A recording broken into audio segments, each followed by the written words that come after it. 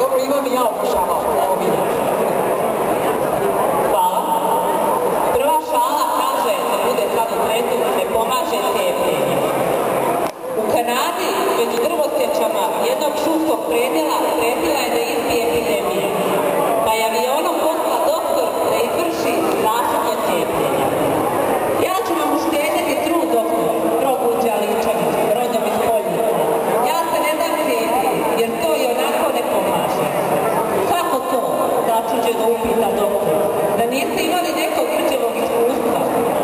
Ja ne, ali moj prijatelj, pokojni Daneda, krasan je to momak bio, jako međe doktor. Cijepljenje, a već sljedeći dan je bio mrtav. Ubilo ga jedno drvo. Upita Dane manu, ma što ono mane noćas strnu svog balkona u baštu? Probudila me buka, oka nisam kašnje moga sklopiti.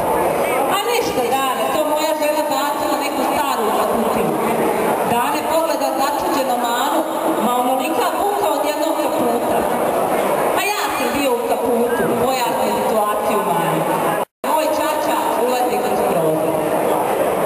Mane se nakon nekoliko godina rada u Švabiji vraća kući za posao. Čim je prešao kućni prag, izljubi se sa ukućanima, a kako mali Dane nije dugo vidio čaču, nikako mu neće prići. Pa će majka malo Dane. Sine, što se štidiš? Došla ti čača, priđi mi. Nakon nekoliko pokušaja majke da mači Dane priđe čači, majka će joj opet. Ma sram te bilo, rašto nećeš doći čači u naravu. Mali Dane metno prst u usta, tiska se uz mater, pa odveza kroz plač. Nije to moj čača ulazi kroz prozor.